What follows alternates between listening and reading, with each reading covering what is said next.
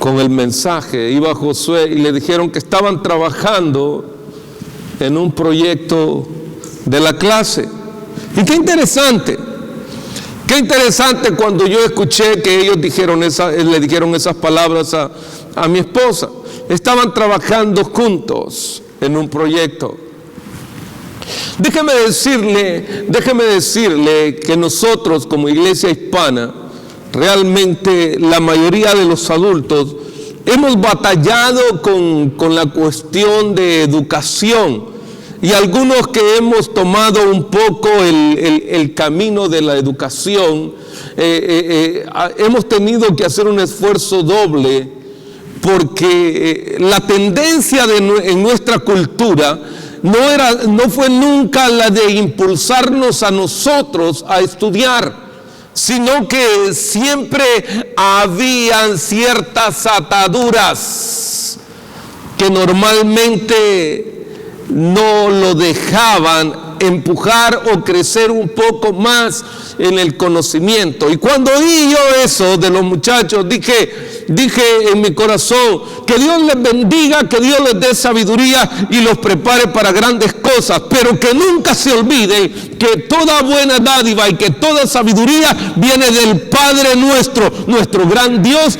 que te hará estar en lugares altos, pero nunca se te olvide darle lugar a Él. Porque si nosotros conocemos la Biblia, nos damos cuenta que el Señor usó a la mayoría de los jóvenes, aquellos jóvenes que estudiaron, que estuvieron en lugares altos en el gobierno mismo, pero no eran jóvenes que dijeron de un día, yo estoy ahí porque yo sé matar leones, yo estoy allí porque yo sé esto. No, cada uno de ellos también fue preparado secularmente y estuvo en esas posiciones porque también la gracia de Dios estaba con ellos. Necesitaban ser sabios, necesitaban ser entendidos en las leyes, en las cuestiones de los idiomas de los pueblos, pero también necesitaban el respaldo divino. Ahora, muchas veces nosotros en nuestra cultura hay muchas ataduras, las cuales a nosotros nos han detenido, y las que detienen a muchos de los jóvenes también a dejar la escuela, a seguir pensando que siempre continuaremos siempre siendo los mismos. Nosotros tendremos la oportunidad de congregarnos en una iglesia pequeña, pero eso no quiere decir que tú vas a dejar de estudiar. Eso no quiere decir que tú no vas a ser un profesional. Eso no quiere decir que tú el día de mañana no vas a ser alguien en esta ciudad en la cual pueda bendecir la vida de muchos.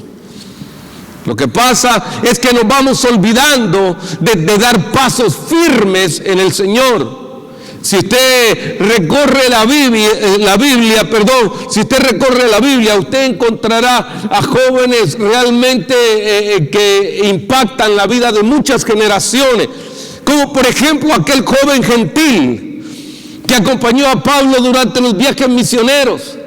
Aunque este no era uno de aquellos que se había convertido en el mensaje de Pablo, pero Pablo lo menciona y de esta manera, y dice, y conmigo está mi médico amado. Aquel joven que estaba al lado, que era un profesional en la medicina, él se cuidaba de aquel hombre de Dios, y estaba allí para ayudarlo en un momento determinado. Los jóvenes juegan un papel importante, pero también nosotros como adultos también jugamos otro papel importante. ¿Para qué? Porque también esto tiene que ver con desatar todo aquello que a ti y a mí, hermano, en algún momento nos impusieron, nos dejaron a nosotros como herencia, pero que también es el momento de darnos cuenta que debemos de romper todas esas ataduras para que una generación sea diferente. ¿Por qué no cambiamos? ¿Por qué no somos diferentes? Porque a veces estamos todavía creyendo que debemos de seguir actuando como hace 40, 50 años, como 30 años. Ya porque tú padeciste, tus hijos tienen que padecer. Porque tú no tuviste esto, Tus hijos no deben de tener aquello. No, pero hay que saber algo, que todos aquellos hombres que están puestos aquí en la Biblia, que marcaron historia, también marcaron la vida de sus hijos. Y nosotros como pueblo cristiano debemos también de aprender a marcar la vida de nuestras generaciones. Y creo que es tiempo de darnos cuenta de todo ello. Por eso, al conocer y pensar en este pasaje bíblico, realmente es un pasaje que tiene que ver con la libertad que hemos recibido en Cristo. Por eso para ello yo quiero tocar algunos puntos claves esta tarde que tienen que llevarnos no solamente a impulsarnos a ser alguien en la vida, pero sí también de tener un cuidado espiritual que cada uno de nosotros debería de tenerlo. Ahora, y si por casualidad tu vida no está trayendo o no está caminando un poco más espiritualmente, es tiempo de que cambiemos el curso de ese camino y retomemos nuestra posición. Veamos, yo quiero que nosotros, quiero tocar yo la primera parte de ello que tiene mucho que ver con definir la palabra maldición. Maldición. La palabra maldición, tanto en el hebreo como en el griego, yo quiero que nosotros entendamos esa terminología, pero desde el punto de vista bíblico. En el hebreo significa ser insignificante, liviano, disminuido por una condición interior y una declaración de juicio. Pero en el griego tiene otra definición a un poco más fuerte. Dice en el griego, la declaración de juicio, dedicado para destrucción, invocación de un poder para dañar. O sea, es una palabra que se fue impuesta. Ahora, pero veamos muchas veces, al verlo desde el punto de vista del hebreo, yo quiero que vaya al Salmo 142 y verso 7. Miren lo interesante de esto, porque algunas veces hay diferentes formas de estar atado o de estar aprisionado. En el Salmo 142, verso 7 dice, saca mi alma de la cárcel, para que alabe tu nombre. Me rodearon los justos, porque tú me serás propicio. Ahora, él estaba en una cárcel, pero no estaba en una cárcel literalmente allá, pero su alma estaba aprisionada.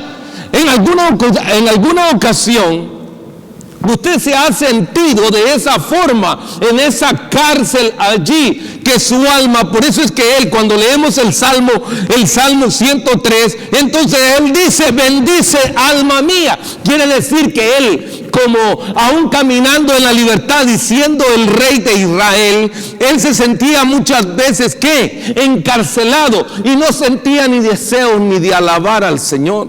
Algunas veces nosotros mismos estamos acá, pero estamos en una cárcel, de tal manera que no tienes la libertad para alabarle a Dios. Ahora, ¿por qué cree usted que empieza continuamente a dejar de asistir a la iglesia? Porque tu alma va decayendo y vas viendo los demás errores de los demás, pero en vez de hacerle daño a los demás, te hace daño a ti mismo y estás caminando a una prisión, y a esa prisión te va a llevar lo que nosotros conocemos como una cárcel, y ahí completamente te quedarás hasta que no reaccionen. Hasta que no nos demos cuenta que estamos apresados en un sistema, y si ahora lo voy a llevar un poquito más allá de todo ello, que también tiene que ver con la opresión de demonios mismos que te atacan y que te llevan allí a no alabar y a no bendecir el nombre de Dios. Muchas veces el joven piensa de esta manera: yo debo de prepararme, sí, y que Dios me bendiga y que Dios te dé sabiduría para que seas bueno en tu escuela, pero no pongas a tu Dios a un lado. porque tu Dios no está crucificado. Él descendió de allá, lo pusieron en un sepulcro, pero Él mismo dijo, al tercer día yo me levantaré. Él se levantó de entre medio de todos ellos, ascendió a los cielos y dijo, y yo dejaré el Espíritu Santo sobre vosotros. Ahora, pero algunas veces cuando nosotros pensamos que no necesitamos todo ello, nos estamos equivocando. Y a veces nosotros pensamos que estamos completamente bien. Mire, ¿por qué no me acompaña a Filipenses capítulo 4? El capítulo 4 y en el verso 8 dice unas palabras muy especiales que tienen que ver con lo que nosotros somos y dónde estamos. Porque dice en el verso 8 del capítulo 4 de Filipenses, dice, por lo demás, hermanos, todo lo que es verdadero, todo lo honesto, todo lo justo, todo lo puro, todo lo amable, todo lo que es de buen nombre, si hay virtud alguna, si algo digno de alabanza, en eso pensad. Pero a veces nosotros no pensamos en ninguna de esas cosas. En todo lo bueno, en todo lo que tiene que ver con bondad, con amor, con misericordia. A veces nuestros pensamientos no son buenos. Nuestros pensamientos están pensando cosas malas o maquinando cosas malas. Y eso tiene que ver con el ser interior. Porque lo que sucede es que este texto nunca pensamos qué es lo que nosotros necesitamos. Por ahí creo que hay uno de aquellos cantos que dice así: soy feliz porque Cristo me salvó, soy feliz. Oye, hermano, pero a veces no mostramos esa felicidad de lo que es verdaderamente. No somos felices.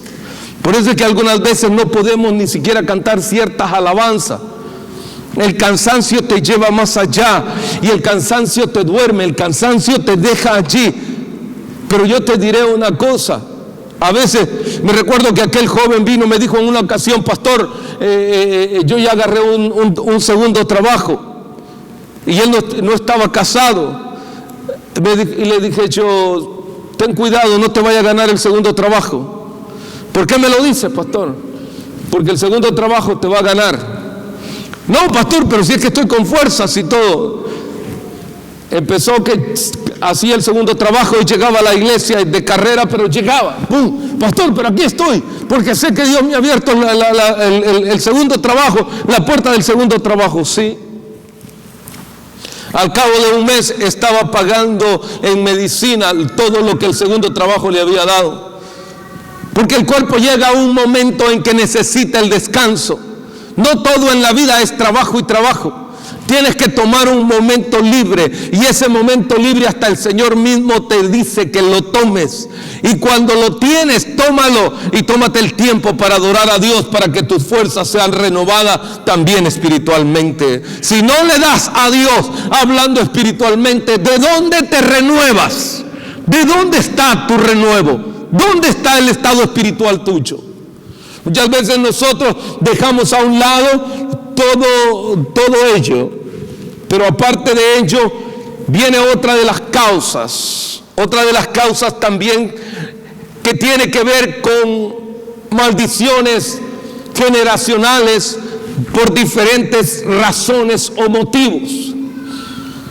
Porque a veces las cosas, si en la familia ha habido mucho divorcio o mucha separación, o hubieron muchas personas que no se casan, en la familia misma quieren seguir practicando. Y no me venga a mí con el cuento de que son cristianos. Tanto cristianos como no cristianos es la misma cosa. A veces los cristianos damos más mal ejemplo que los que no son cristianos. Es una realidad. Nos cuesta aceptar eso. Y sé que muchos pastores lo predican tratando de tapar eso que es una realidad. Por eso es que los que más se están dando en divorcio en estos días son cristianos. No es gente del mundo, son personas que un día conocieron de Cristo y están haciendo todas esas prácticas. ¿Por qué? Porque hay ataduras que no, hay maldiciones, hay maldiciones dadas a nuestras familias que nosotros no hemos tomado el lugar y decirle: hasta aquí llegas, porque hasta aquí se va a acabar. De aquí en adelante mi generación será diferente, mi familia será diferente. Pero mientras nosotros no tomemos esa posición, diferentes, habrá divorcio, habrá pobreza, habrá muchas ataduras más que nos mantendrán en ignorancia, porque queremos seguir siendo ignorantes. Los padres tienen temor de encender una computadora porque creen que su hijo es el último de los genios y que solo él es el que puede encender la computadora. Quítate todo eso de la cabeza, hermano. Tú también eres un hijo de Dios, tienes también cabecita y Dios te ha bendecido con sabiduría. Creo que es un tiempo especial de parte de Dios para salir de ahí atrás, donde que muchas veces nosotros mismos nos hemos menospreciado. Alguien dirá: no, sí, a veces nuestros hijos tienen que llevarnos hasta de la mano así en todas las en todo esto. Y todo porque es que como está tu hijo. ¿Y por qué no lo hace, hermano? ¿Por qué no lo hace usted, hermana? Es que mi hijo sabe. ¿Y quién enseñó a tu hijo las primeras palabras? ¿No fuiste tú mismo, hermano? Sí, yo sé que a veces se quedan ahí diciendo: bueno, ¿por qué dice todo esto? ¿Por qué dice todo esto, pastor? Mire, en el Proverbio 26 y verso 2 dice una palabra muy excepcional. Y dice: como el gorrión en su vagar y como la golondrina en su vuelo, así la maldición nunca vendrá sin causa. O sea que las maldiciones o las ataduras siempre tienen un porqué. Por eso es que hay que llegar a ese porqué y limpiar todo ello y decir: de ahora en adelante aquí cambian las cosas.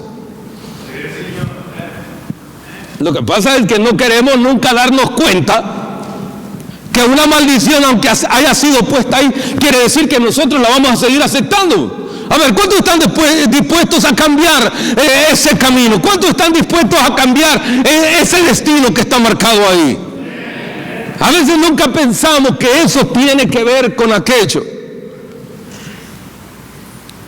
Me recuerdo en mi familia, una de mis hermanas le tiene un gran pánico al volante. A ver, yo pregunto: ¿alguno de ustedes se ha quemado con el volante? ¿Es que no? Pero sin embargo a mi hermana le hicieron creer que el volante quemaba, y una de las cosas que mi hermana pensaba era que ella no podía manejar. ¿Por qué? Porque te meten un temor mal infundado. Entonces, si eso es con el conducir, así también hay muchas cosas que son impuestas a nosotros, las cuales no te hacen a ti superar, no te hacen no solamente superarte secularmente, sino también espiritualmente, porque a veces te sientes el más vil de todos los pecadores. Si Cristo ya te limpió y te perdonó, ¿por qué sigues hundido en el yo no puedo? Porque terminan así. Por eso es que la iglesia se parte, por eso es que la iglesia se rompe. La iglesia se rompe porque hay unos que caminan como que son pavo real, que todos lo saben y son los más genios y grandes sabios, pero siguen dividiendo la iglesia, pero siguen haciendo pedazos la iglesia, siguen dándole malos consejos a los hermanos. Sin embargo, también hay otros que, como dicen: yo soy el más vil de todos los pecadores, hasta agachan la cabeza. Pero hermanito, tú y yo, como nos entendemos, como no somos sabios, solo juntémonos nosotros. Y se juntan los dos para destruir la iglesia, tanto el sabio como el no sabio. Los dos, a veces, en vez de actuar para edificar la vida de otros, terminan estorbando a otros en su caminar. Sí, yo sé que hay algunos que me están viendo serio, ¿no?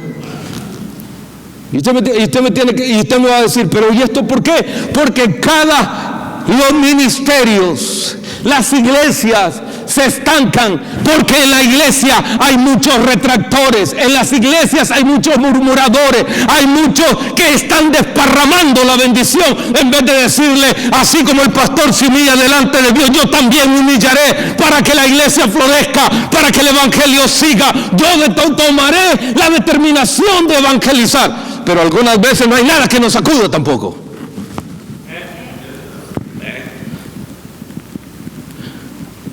Si en el campo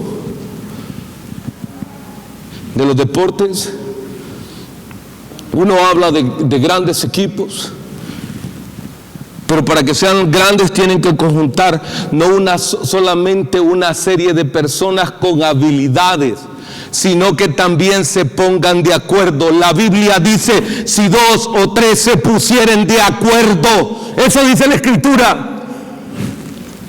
A ver, pero ¿cuántos están de acuerdo conmigo? Por lo menos levante la mano y tenga el valor de decirlo, yo estoy de acuerdo con usted, pastor. Porque hay algunos que nos cuesta aceptar eso. No, es que algunos todavía decimos, no, yo no voy a levantar las manos porque ese hombre dijo que lo levante. No lo levantes, hermano, eso implica que tú no estás de acuerdo en lo que la misma iglesia se está haciendo. Por eso es que cuando Caleb y Josué y los otros 10 príncipes fueron enviados a reconocer la tierra, dice que todos aquellos traían malas noticias, maldiciones, estaban profiriendo palabras en contra del pueblo de Dios. Y cuando escucha uno la posición de Caleb, dice, si Jehová con nosotros, si Él va delante de nosotros, nosotros poseeremos esa tierra. Pero a veces, como nosotros no oramos, no tenemos comunión con Dios, ni siquiera sientes que el Señor está ahí.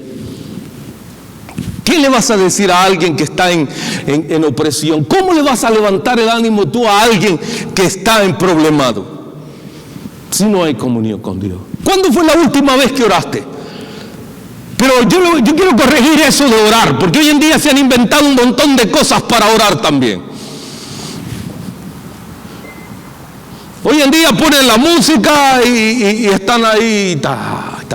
No, eso es cantar, hermano. A mí no me venga con cuentos. Orar significa arrodillarse, postrarse delante de Dios y habla tú con Él sin que nadie te estorbe. Eso es orar. Pero pastor, es que a mí en mi iglesia me enseñaron que ahí había un fondo musical. No te preocupes, ponte el fondo musical y ahí te la pasas cantando todo el día si tú quieres. Pero en todo el día no vas a orar, porque en tus palabras no van a tener ninguna comunión con el Señor. Exprésale al Señor lo que tú sientes. Y entonces el Señor hará y desatará y romperá. Pero ¿cómo quieres que Dios desate y rompa si no le has dicho nada? Te gastaste 3 horas cantando. Por eso yo pregunto, ¿cuándo fue la última vez que usted oró? Oh, no, dijo, mire pastor, yo oré ayer en la mañana. Sí, en lo que ibas para abajo te volviste a parar. Esas no son oraciones microwave, por favor, hermano. No son palomitas de maíz que metes y en 30 segundos te sale. Desgarra tu vida delante del Señor. Pues ya no voy a orar con usted, pastor. Bueno, a lo mejor quizás haya alguien por ahí que te dé por tu lado. Y si hay alguien que te dé por tu lado, pues felicítalo. Porque tú y el que te diga eso están yendo por el camino equivocado. Orar significa tener intimidad con Dios. Alguien me dijo un día, porque encontraron a un joven dentro del tiempo de orar, lo encontraron sentado allí con la cabeza agacha, y pasó él todo ese momento que yo pasé orando, él pasó ahí sentado, no se levantaba. El muchacho solo le hacía pastor, pero ese muchacho está orando, ¿tú qué te importa? Déjalo ahí tranquilo, déjalo que medite en el Señor. Algunos de los que estamos así, vemos, salimos, vemos todo el mundo que entra, pero lo que menos hace es orar. Y cuando tú oras, vas entrando en la intimidad con Dios y te vas dando cuenta que tu espíritu, que tu alma, mi alma te anhela, oh Jehová. Cantan el cántico y dice: de madrugada yo te buscaré junto a la almohada, Señor, y bien puestos ahí con la cabeza. No, es tiempo de desatar todas esas cosas que los hombres vienen inventando para nosotros poder buscar al Señor. Hay maldiciones que vienen, que tienen que ver de generación. En Éxodo capítulo 20, versos 4 y 5 dice así: no te harás imagen ni ninguna semejanza de lo que está arriba en el cielo, ni abajo en la tierra, ni en las aguas debajo de la tierra. No te inclinarás a ellas ni las honrarás, porque yo soy Jehová tu Dios, fuerte, celoso. Pero escuche, aquí viene lo más interesante: que visito la maldad de los padres, la maldad de los hijos, y hasta la tercera y cuarta generación de los que me aborrecen. Hay muchas formas de aborrecer. Ser indiferente es también aborrecer. No tomar la palabra en lo que es y valorarla en lo que es, también eso es aborrecer y menospreciar. Ahora yo pregunto, ¿qué clase de generación habrá si yo como padre no le doy el respeto a eso, a la palabra? ¿Vendrá qué? Una etapa de una atadura. Yo voy atando a mi generación. ¿Por qué? Porque yo no estoy valorando lo que es la palabra del Señor. Empiezo a menospreciar lo que es la palabra misma. Pero yo quiero que mi hijo, que mi hija, que mi nieto, que todos aquellos sean bendecidos. ¿Cómo? ¿Cómo serán bendecidos? ¿Cómo será bendecido? Y usted me va a decir: ¿y por qué metió a los nietos, pastor? Ah, bueno, mire, vaya conmigo. Allá mismo en Éxodo capítulo 34 y verso 6 dice: y pasando Jehová por delante de él, proclamó: Jehová, fuerte, misericordioso y piadoso, tardo para la ira y grande en misericordia y en verdad, que guarda la misericordia a millares, que perdona la iniquidad, la rebelión y el pecado, que de ningún modo tendrá al inocente por malvado, que visita la iniquidad de los padres sobre los hijos y sobre los hijos de los hijos. Entonces quiere decir que allá llegaron ya los nietos. Si alguno no entendió allá, y de los hijos, allá vamos allá, hasta allá llegamos con los nietos. Es que si alguno dice: bueno, esto tiene que ver, sí, porque algunas veces nosotros no podemos dejar algo, nunca dejamos huella. ¿Qué huella estaremos dejando ahora nosotros? ¿Sabe que sus hijos se preocuparán por estudiar si usted les anima con su ejemplo y su testimonio a estudiar? Pastor, eso es vida privada. A mí no me venga a meter eso porque yo ya estoy muy viejo. Por eso llegamos así de viejos. Por eso llegamos así de viejos, que no queremos nada, porque ya para nosotros ya se nos puso una pared ahí enfrente y decimos que no podemos aprender. ¿Cuáles son las metas que usted tiene? Pues ya, pastor, yo ya llegué a todas las metas que yo tenía. Tan joven y ya se quedó. No, hombre, si Caleb todavía cuando le dijeron: allá está tu tierra, ahora me siento como aquel día que salí de Egipto, decía. Y nosotros apenas tenemos como 40 años y sentimos que se nos tira la tierra, se nos mueve y las manos necesitamos apoyarla, porque nos sentimos que ya nos estamos acabando. ¿Por qué? Porque alguien nos ha dicho que usted tiene esto, que usted tiene lo otro, que tiene alta presión, baja presión, sube la presión, el azúcar, que usted es la refinería completa, que usted trae con todo esto, y que todavía se le va y se le sube, que la tierra se le mueve. ¿Por qué está aceptando maldiciones? Vamos, iglesia. ¿Por qué? ¿Por qué acepta las maldiciones? ¿No cree que es tiempo de decirle: bueno, esta tarde yo me sacudo, esta tarde me sacudo todo esto? Aunque la tierra se le mueva, pero por fe, hombre, acéptalo. Porque si no parece aquella anciana que estaba allá, ¿no? Y le dijo, muy ferviente la anciana, diciendo que era una mujer de esas de fe, de aquellas que dicen, yo soy creyente, yo soy de la que destila fe. Y se levantó a orar y dijo, esa montaña yo sé que mañana no va a estar ahí. Yo sé que no va a estar ahí. El día siguiente se levantó y luego se dirigió a la ventana y vio yo sabía que no se iba a mover, yo sabía que no se iba a mover. Bien de fe, a veces así somos nosotros, que destilamos fe y al final terminamos diciendo, por eso estamos como estamos. Bueno. ¿Por qué? Porque algunas veces nosotros creemos que no hay. Ahora, debemos de recordar algo. Que así como se nos impone una maldición de cualquier índole, hermano, no solamente física, sino también espiritualmente, de ignorancia, a veces nosotros queremos seguirla cargando y cuidando, porque eso fue lo que nuestros antepasados nos dejaron. Y la queremos seguir cuidando, mas sin embargo, y usted me dirá, ¿por qué dice eso, pastor? Vaya conmigo a 1 de Pedro, capítulo 1 y verso 18.